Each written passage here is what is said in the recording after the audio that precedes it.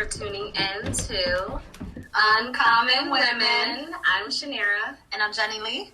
And today we're actually going to be speaking on credit. We're going to be giving the fundamentals of credit. Anyone that has any questions on credit, please feel free to type in your questions and comments in the comment box, and we'll be able to answer those at the end.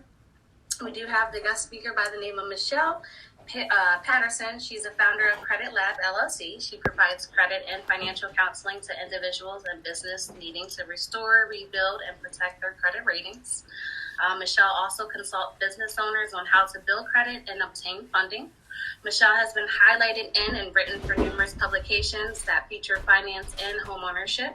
Her passion is in helping others understand their credit finances, while providing guidance in establishing Monterey Foundation to lead financial security. What we're going to do, we're going to be going live, as you can see today, and then we're also going to be posting on iTunes and Google Play. So if you're unable to see everything on live, or you're unable to actually stay for the full season, you're more than welcome to tune in on Tuesday. That will be going live Tuesday or Wednesday, but I'll definitely post on it. I believe that, credit is very important, and we wanted to talk about credit, especially with everybody getting their income tax, trying to ball out. So we definitely want y'all to actually have a good foundation, the essentials of life to actually, purchase a home in the future, maybe even a car, or just invest in a business. So that's what our goal is for today, to give you the foundations of credit. So before we actually get into that, Michelle, can you tell us a little bit about yourself? Yes. Well, once again, my name is Michelle Patterson. I'm the founder of Credit Lab, and my office is based in Lancaster City. I've been in the credit repair industry for over 15 years, and actually how I got started was I was my first client. So my background was financial planning, and I had a decent book of business. I had gotten into that industry back in the late 90s. And when 9/11 came about, a lot had changed for me. Like, I went on an economic downturn. My daughter was much younger. I had car payment, mortgage, limited budget. But I did own my home at that time. And, things weren't as modern as they are today, where, right. When you wanted a credit report back in, 2000, you had to write in for it. It wasn't like just automatic. Oh, wow. was not around. Pay the money, or, so get the report in the mail. I went to go see if I could refinance my house to get some money out, because I was in survival mode, single mom, I knew I had equity, but credit, they couldn't do it. My credit was holding me back. And that's when I got my first real experience with credit and what it was. I'd always heard about credit repair and credit restoration. I didn't think it was real. And I spent most of the time researching this industry on it. I wasn't alone, that there are so many people that need help with this and, don't know which way to go. So that's how Credit Lab got started. And, a few years back, I started adding more business services as well. So, I work with personal individuals that are looking to save, to prepare to buy a home, and help them figure out what's going on with their credit to get them straightened out there. I work with businesses that are also needing to work on personal credit while they're building business credit, so they can get themselves positioned for funding so that they can compete better in their marketplace. And so that's pretty much it. So what is the first steps typically in building credit?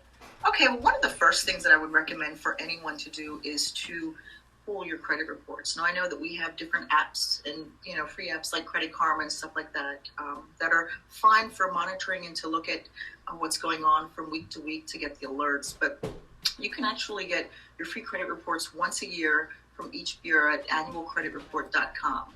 And I recommend pulling all three. And one of the first things you want to do is look at those reports to see if there are any errors reporting. There's a law in place called the Fair Credit Reporting Act, and this law was established back in 1972, really when the credit bureaus were coming on the scene. There are three major, Equifax, Experian, and TransUnion. And this law is basically in place to allow consumers to challenge errors that are reporting on their file, because when these companies are the biggest collectors and sellers of information, right. We need to have a way that we can challenge something that is not right. And, when you look at all three of your credit bureau files, 7 out of 10 times you're more than likely going to find errors between the three. Mm-hmm. So that's one of the first things I would do, would be to pull your credit files and see if you have any errors reporting and challenge those directly with the credit bureaus.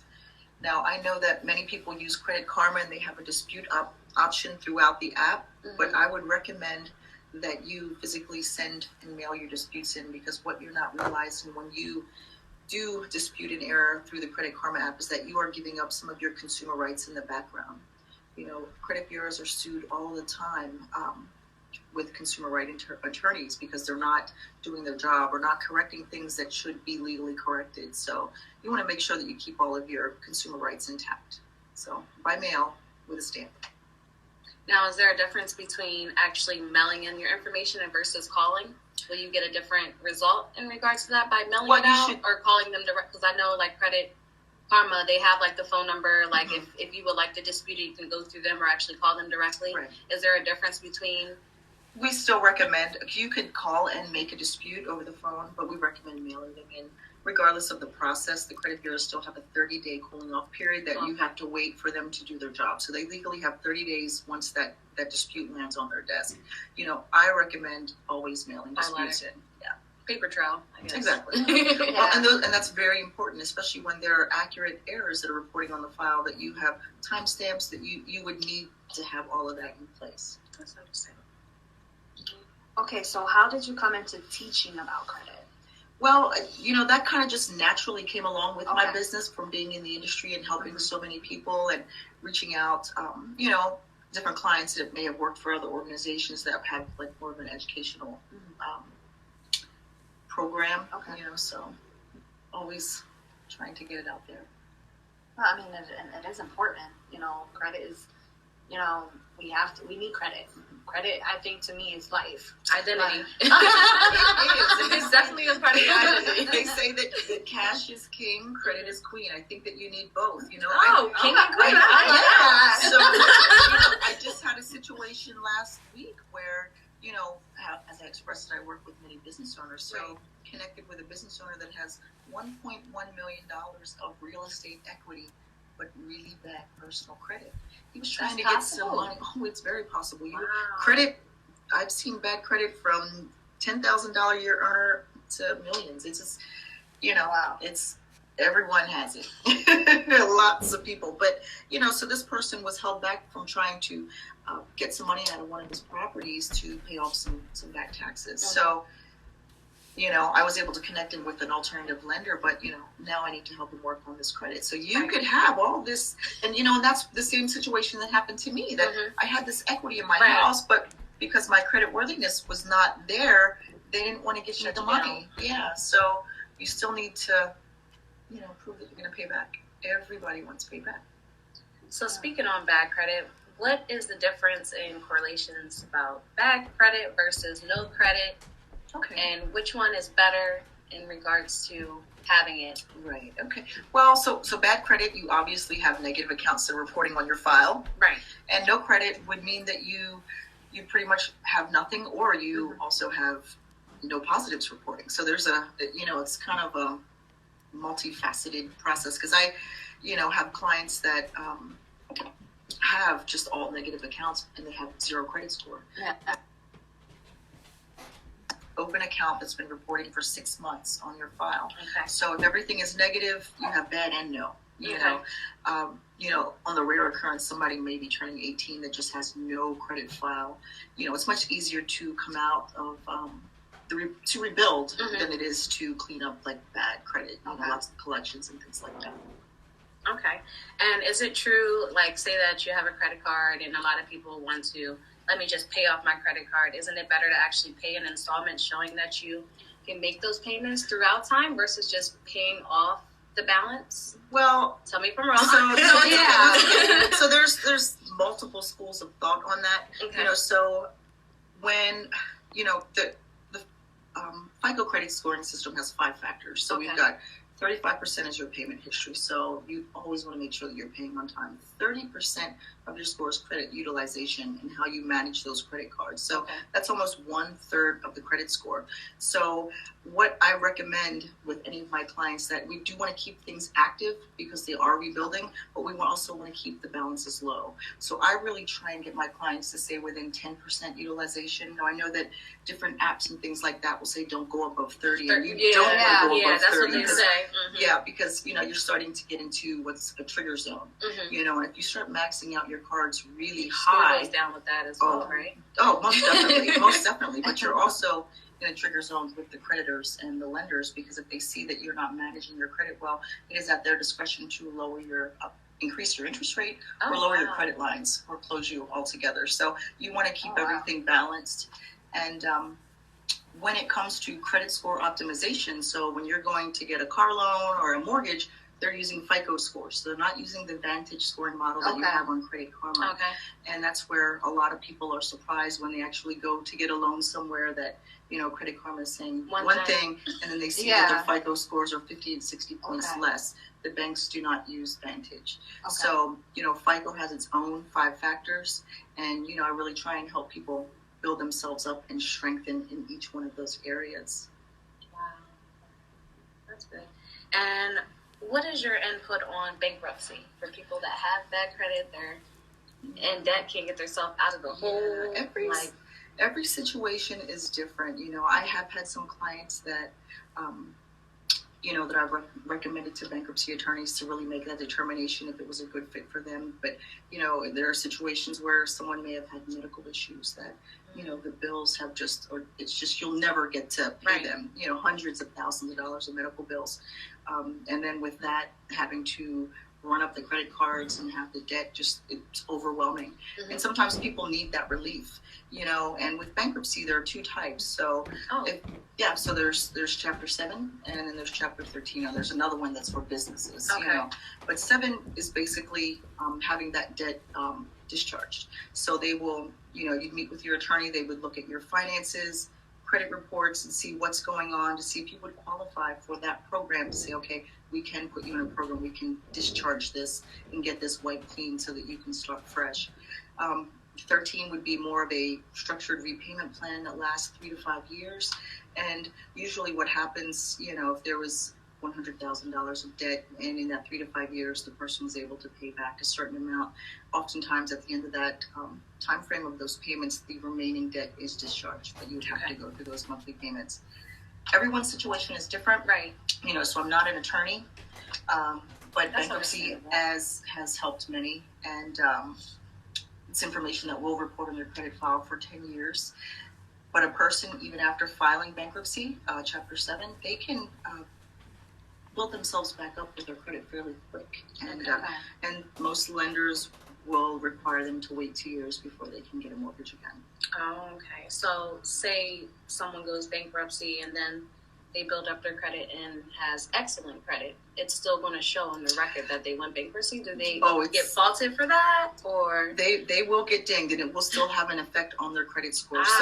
Because the debt is just discharged in the background, the actual history will report on the credit file. So in the public records section, it will show, the court, the discharge date. Every account that was included in that bankruptcy will show included in bankruptcy. So technically, those accounts will still report. They still have score value where they're, considered a negative account, but it's still, but you're still able to rebuild. Okay.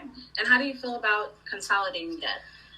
Getting a personal loan to pay off credit cards? And I'm okay with that. So there are a couple different ways to go about consolidating where I think people get confused. Okay. So where a lot of people run into issues with, I'm all about if you can get a personal loan to pay down some credit cards as long as you're saving the interest rate. But the key is not to run those cards back up and get yourself back into a hole.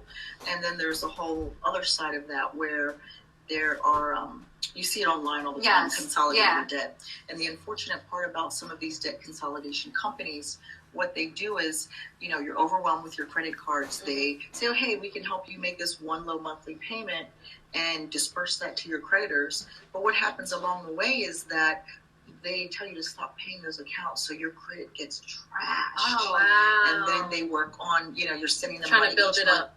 Yeah, so so you're sending them a monthly payment. You're letting these bills go into a more key derogatory state, and as your pile of money gets built up with them, then they offer settlements on your debts, but your credit totally gets trashed. So yeah, I didn't know that. Yeah, so Wow. and then the issue with many people that have a hard time getting the personal loans to consolidate the debt is that your credit's already down because you're right, you ran your cards right, up. right, So it's hard. And is that where like people typically have to do like title loans or is it called title loans? Well, title loan would be on your car. On your car. So, once again, that's also like, those are like lenders of last rate's going to be high. Interest rate's going to be high. Yeah. They're really trying to have the discipline to manage your finances well is the best way to go, and keep those balances low so that you don't get overwhelmed. Absolutely. So what's your do's and don'ts in regards to credit cards when you're counseling people in regards to establishing good credit? Okay, well, what I really try and explain to my clients is that credit. What are you laughing at? I'm learning stuff. When it comes to getting credit and getting funding from a bank, the banks are really good with giving out umbrellas when it's sunny. Mm-hmm. Your finances are good. You've I got like that. savings. I know, so Everything's why? in place. Your credit is glowing, and you need money. They'll give you more money. But let you, I lost my job, or I'm in a pinch, or I'm just waiting. I'm starting to get. Somebody they're not going to give you the money. They don't give out umbrellas when it's raining. It's only when it's sunny. So I explain to my clients that, the way that to really get strong credit is to, with your credit cards, especially, keep the balances low, keep active. If you have multiple cards, you don't have to use all of them every month. Make sure that, if there's that one that's been sitting in the drawer every 6 months, you might want to do a little something with it that you're already going to use. Gas, food, Oh, yeah. I was about to say, a little water. So if somebody's rebuilding, the average size of the credit line that they're getting is like $300. Okay. Yeah. And I'm all right. Don't spend any more than $50 on this card. You see it in your mind that you only have $50 on this card. Right. And fill up your tank, pay the bill. Just keep doing that each month. And, that will help to build that nice history, because your credit reports, they will show where your balances are. Right. Yeah. And you want to keep all that smooth and to have yourself looking as good as possible. But one of the most important factor is payment history. That's where a lot of people get jammed up with those late payments. So that's 35% of your score. I've seen people that have just had paid everything on time for 2 years and make one late payment, and then their score goes down like 8 points. Yeah. It can happen. So payment history, is the largest factor on your credit score. And everything on time, you're not going to have all these other issues. Right. So we're going to put all It builds trust too. Definitely. Lenders want to be right. If somebody would come to you like, I want to borrow money. Okay, well, let me see your credit report. Pay me back. That's a good idea. Want me to co-sign? Let me see your credit report. Why do you need me to co-sign? Right. Maybe this is not a good idea. I don't recommend co-signing. Especially to your children. I've seen more parents get jammed up because of their kid. Of mine that I've done this for my child, and they stop paying, and I can't afford this car payment. So no. That's true. I've seen parents put their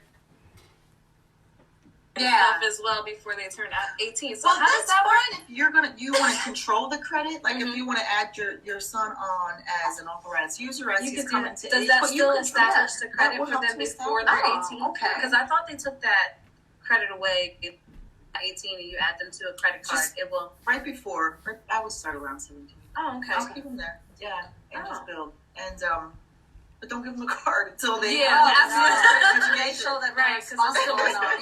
right. That's understandable. So, so monthly payments. If you think about like the game of Monopoly, monthly payments, makes up 35% of your credit score. If you pay all of your bills on time each month, you get to move. It takes you back 8 spaces. That affects your score for 8 months. It takes you until 9 months of not making any more lates for your score to rebound from that 1 month. Oh, wow. So that's the most important, sucks. heaviest weighted factor. Oh, my goodness. Pay everything on time. Yeah. Pay on time.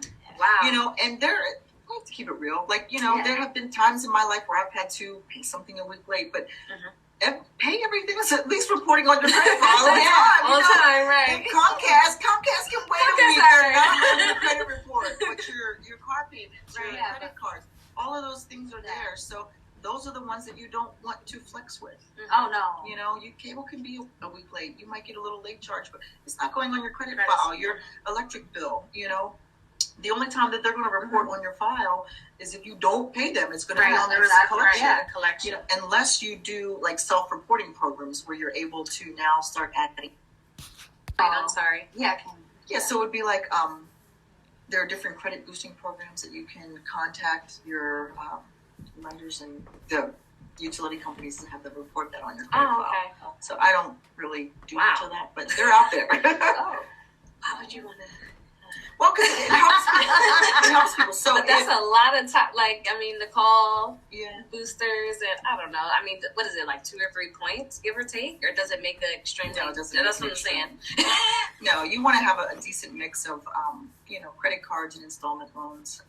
But, I just haven't really. The only one that I do have that's in place is a rent reporting program. We can get your rents added to your credit. But as far as like any of the boost programs, oftentimes they want in your bank accounts so that they see that those bills are being paid for. I don't want anybody in my bank accounts. So we talked a little bit about people with bad credit and trying to get themselves out of it with the consolidations. How do you feel people with no credit can actually start that? Because don't you have to put your money in to actually use the card? Exactly. How does that exactly work for people that don't know about security? It's a security deposit. So if you're getting an apartment, you're going to leave this deposit to rent it, and you do everything good. When you leave, then you get your deposit back. The same way with secured credit cards or secured loans. You don't have any history, so we don't know if we want to trust you. You do an equal credit limit for the dollar amount that you put up. You manage that well, and some companies are after a certain amount of time, we'll make this account unsecured and you'll get your savings back. Okay. Some will say, okay, once you use this and you get built up and you close the account, then we'll give you your savings back. But you need to close with us on any good standing. Okay. I also have a question. For like certain debts on the credit, but have no credit. Okay, so the bad credit. So it's just basically bad credit. It is, if it's debts, because if it's all negative, then it's bad credit. Okay. Bad and no, because you won't have a score. Can you have bad and no? Like, how do you have stuff on your credit? Well, it's you don't have bad no credit and no score. Yeah. That's basically what I was getting at. Because if you don't have anything positive, you can have credit score. You can have a credit score and you can have no score. Every situation is different. So I just... What's the lowest credit score possible? Well, FICO scores range from 300 to 850. Wow. Only 1% of the population has an 850 credit score, so it's really hard. Like, you've done everything right. You are like the perfect top five. So 850 is the goal. 850. That takes time. Right. And that's where having a track record of keeping those credit card utilization low and paying everything on time, not having too many inquiries, all of those things matter. How about your auto? I've seen on Credit Karma they have like the auto on it. What does that do? Credit? You mean a car loan? Yeah, like it usually like if you're financing a vehicle and it just shows. But as I was seeing in the past, like with my vehicle, it was just like it doesn't really do anything because it shows your vehicle, it shows the VIN number, it shows all your information on there as well with the vehicle. Does that do anything for it? I'm not sure what you're like on your credit report. Yes. Okay, like so the financing portion? Yes. Well, so a little bit, because it's you're paying someone back. Right, and it will definitely help because there's many ways that you can get points in your credit score for having a car loan. They shouldn't have like your interest rate and all that information on your credit file. They can have the lender, when the loan was originated, how much you initially borrowed, what your payments are. But that's the only information. Yeah, and the vehicle information, if that, but not like the personal stuff, like the it should be like your model. Yeah. Car loan helps you. Payment history. You're paying your car on time. So it's not a factor with utilization because it's an installment loan. Length of credit, so that helps to build history. Also, credit mix. So, having a mix of installment and revolving, it's helping you with points over there. And then, new credit, you're establishing accounts, to really have like strong credit. You have to use everything, but you have it, and having a good mix of all that type of stuff definitely helps build a stronger profile. Okay. That's good. That's good. You also said that you work for business credit as well. Yes. So, what is the difference between personal credit versus business credit? Okay, so personal credit is based on your social security number, and business credit is based solely on the business's EIN, and that means like the business's ability to pay. So on the personal side, we have those 5 factors of FICO, where it's, payment history, utilization, all these things you can mess up and could really drive your score down. On the business side, your business credit score is your PAYDEX business. It's called the PAYDEX, the main one with Dun & Bradstreet, is based solely on how you pay your bills. Will the business pay early, on time, or late? That's it. So utilization is not a factor. You could have, large lines of credit on the business side, and they can be maxed out. It's not going to drive you down because utilization is not the factor over here. The only thing the bank wants to know, you can pay us early, on time, or late. And it's beautiful, and it also provides that legal. Right, so you can have like business credit cards and then your personal credit cards as well. Yeah. So it's like you could kind of like double up, and so you could you could not go to Home Depot and get a personal credit card and then go back and get a second personal credit card. Right.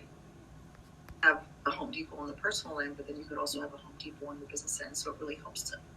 And how do you establish identity with the business credit card? So say my credit card, like, is it going to be under the name of the use it? Do you have to, how do you establish your credit, with the whole identity theft going, you know what I'm saying? Yeah, so it's really like building a house when it comes to building business credit. It's something that you have to build from scratch. And you need to make sure that there are some fundamental things that you have in place as far as your business to legitimize it. Okay. A lot of companies that I work with, a lot of them have, like GA contracting at Gmail. Right. So there are other things that we need to do, like, we need a website. Your email needs to be at your.com. You need to have, a virtual address. You should have a business phone line, even if it rings. Successful corporation out there that does not have their own information, a website, business address, phone number, email. So, with small business owners, there are all the different services that we can tap into to say virtual addresses that you can get. And it also helps to legitimize the business owner as a company when they're trying to get other contracts, that you do have an 800 number, even if it just rings to your cell phone. But it needs to be with providers that are, that are qualified, that we know that these are true business service providers. That's good. And then you build from there. Actually, the next step, once all of that foundation is laid, would be to get accounts with vendors that provide terms. And usually people have to start off with things like office supplies and all that stuff. But it's a beautiful thing, and it just tier after tier. I love it. Yeah, I like that.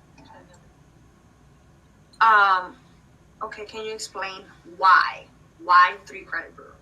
Why? Okay, I And know. 3 different numbers, like Yeah. Well, it's like is Coke and Pepsi. They're another company. They're not. They're competitors. They're not in bed together. So that's 3 different companies that felt that we can do this. We can get into the reporting and selling of information. So, so can we add one if I wanted to invest in? What most people don't know is that there are a few more. Okay. There's a thing about Europe, but they're not data repositories that are collecting information free. And Equifax, Experian, and TransUnion, they've been around. Each one thinks that they're better than the other. They're not in bed together. So they all clean. So where you see the differences oftentimes in the scores between each bureau is that there may be different information reporting. Right. Okay. There are some creditors that might only report your accounts to 1 out of 3. Okay. 3 out of the 3. So that's where you can, when you look at all 3, do a count. You can kind of see what's going on. Not every time you go and apply for something, you go and get the car loan. They may not pull all 3 bureaus. They may pull just your TransUnion. for sure. And is there certain companies that actually just focus on one borough versus the other three, or how do they pick and choose which, you know what I'm saying? Like, how do they pick and choose? Or is that just up to them? Memberships to report it. Okay. down. Okay. So that's really up to them. So you it's know? like basically a eeny, meeny, miny, mo. It's really up to the company. Okay. You know, do they want to do all three? All your major companies are. You know, there are some smaller companies and creditors that will only report two reports. So Okay. now, where they will pull all three is when you go to buy a house. Yes. Because you know, how do we know? Okay, you say you're the best, number one. Right. You know, so we're going to pull all three, and we're not going to use the highest score, and we're not going to use the lowest score. We're going to use the middle score to determine where you qualify for getting a home loan. And you know, that's how lenders have been doing it. Now there's a card company now that is pulling all three, and you know, that's Capital One. Okay. So if you would apply for Capital One, you will see an inquiry from all of the credit bureaus. So that's the only other like credit card that I'm seeing right now. It's just, I'm like, wow, they pull all three. It's gotta be expensive. But it's a good credit. It's a great start. It's a great. That was my first card too. Yeah. And you know, and that manage it well, and you'll be able to graduate so that you can move on to better quality cards like Discover, American Express. You manage them well. I've had one. Express. I thought I was going. Unlimited. What? And they should not give Took credit. me forever to get with bad credit because they're just giving these cards away when they're getting on They're campus. setting us up. Oh, sure, you have no job. Mine is sending you $100 a month. Right. That's exactly what they do. Like, this should not happen.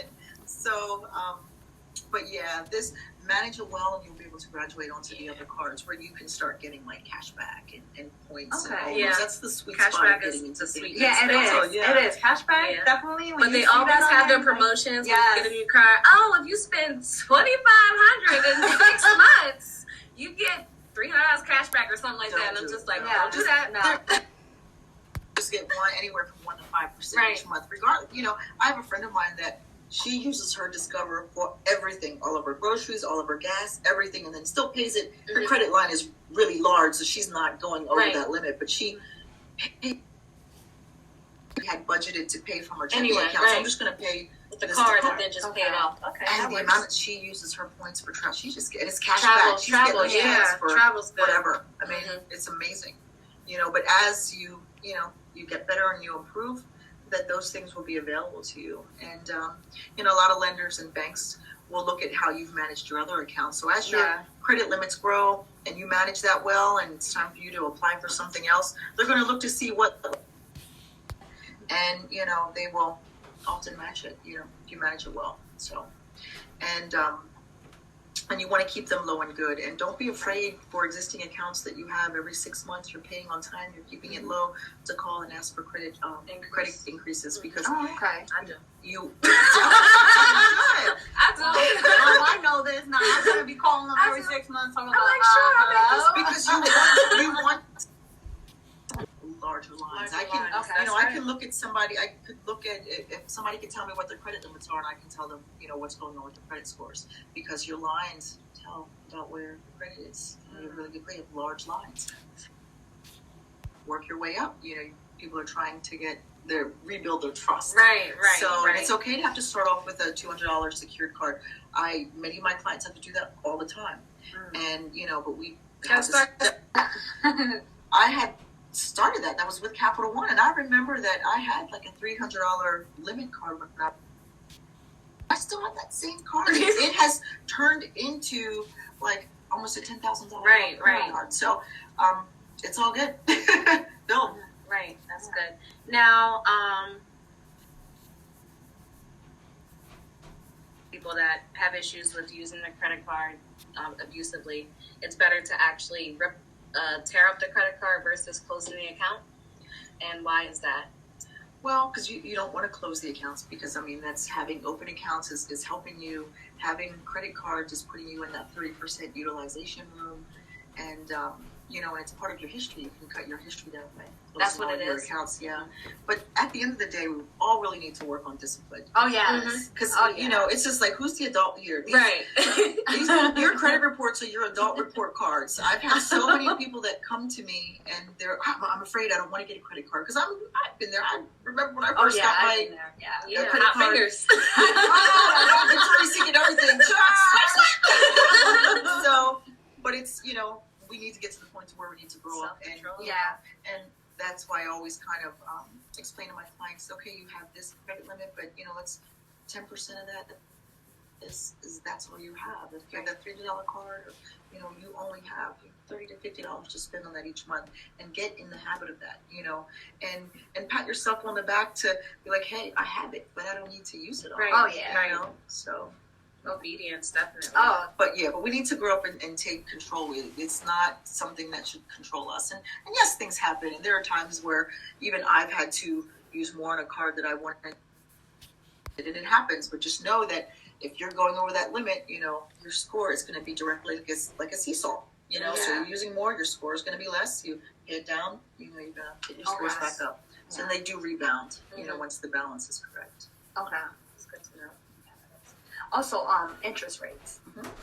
What is the difference? I know that you have to be at a certain interest rate to get to where it's good at. I was told, or maybe I'm saying it wrong. Like, what's the lowest interest rate versus the highest? What's the highest and lowest? Like 26, isn't that like considered a high interest That's rate? high for a credit card. Right, yes, right. Yes. So, but once again, interest rates are going to be different for all different products. Whether you're purchasing a home, vehicle, again, the better the credit, the better the rate. So that's why when people are rebuilding or just getting started, those rates are going to be high. Once again, like you are make the most money, and that's why only use what you're going to, buy that gas, pay the bill, because then you avoid. That's good. What was I going to say? I was just going to say something about interest rates. Oh, what is your opinion in regards to refinancing when your credit your interest rate is like I said, 26 or something. And then your credit's better now, but they're like, oh, well, how about you refinance it? You'll get a lower interest rate. But is that in the long run if you only have 2 or 3 years left on the card? Do you see what I'm saying? Yeah, because if you run the numbers and it's going to, it's definitely going to save you money. If you had gotten a bad credit loan that your interest was like 18, 26 on an older car, but once your credit is better, I always recommend not to re-extend for the amount of term, 5 years over. So you can keep it the same term. Okay. So, but it's saving money. Many clients that come in that their goal is not to purchase a home, but they're trying to get out from under a really expensive car loan. Okay. That makes sense. Yeah, it does. Is there any other information that you would like to tell us on credit that I didn't key point? Anyone have any questions out there? Does anyone have any questions on Instagram? I would just really recommend taking some time to learn about the FICO scoring system. Understand those, and once you do understand them, it helps to take a lot of the haze out of credit. Right. And also to remember that your Vantage scores on Credit Karma are not your banking FICO score. That'd be a big difference. And that's why to understand the FICO and how things work for you and against you. And there's 5 factors. So it's payment history, credit utilization, credit history, the length of credit, credit mix. Anyone have any questions on that? All right, sounds good. Well, before we wrap up, we do like to ask all our guest speakers one question. And that is... So what exactly makes you uncommon? That's a lot. As far as business, Credit Lab is not your common credit repair company because we work with individuals and businesses. And, many of our clients are coming in with different goals, so we're really able to have a multifaceted program for them. Not everybody wants to buy a house. Mm-hmm. Many people want to buy a business or start so I really like being able to have that whole, approach in clients because many people have dreams that, they just need some direction and, Can we find your information, or how do you help those out there? You know, this is your spotlight right now. Thank you. Well, feel free. Visit. Don't forget about Instagram. My website is, of course, the 3 W's at creditlab.com. So creditlab.com, you'll be able to see a lot about if you would like to have a no-cost consultation, whether it's for credit restoration, building business credit, or business funding. You can sign up right on the website and, set a date, and I'll be giving you a call to see how I can help. 509-8899. My office is in downtown Lancaster, PA. Good to know. And we'll also add all the information. We'll be posting on Tuesday or Wednesday, so I'll also have information listed in the bio. Before we actually close out, Jenny's going to give us some information in regards to where you can find us and what we have for this year. This is our first episode for season 3. Definitely growing, so I hope you guys will be able to grow with us, definitely. Yeah. Michelle, thank you for being here. Oh, you're welcome, and thank you for having me. Oh, sorry, I'm a appreciate hand it. talker. I myself learned, more, as well as Shanera. So it kind of helps because, like sometimes, we, as we trying to build credit, sometimes we're like, oh my God, what is this? But, thank you. I appreciate that. Very educational. Yes. So Uncommon Women, we're in season 3, as Shanera spoke about. Right now, we're still looking for vendors, sponsors, outreaches. We also would like some topics. If you have some topics that you can email us at uncommonwomenpodcast@gmail.com. And, we're just, you also find us on Facebook, obviously, IG, and our website, www.uncommonwomenlipson.com. And This season 3 will actually be going live on YouTube. This is our live, but it would be posted on YouTube. So be sure to, and thank you for your support, guys. This is definitely a transition from season 1 and 2 going live, but we've had people ask us to go live, so here we are, and we appreciate the page. Get us out there. We are about empowering women and men and just giving the positivity in the world, for those that don't know what Uncommon Women is about.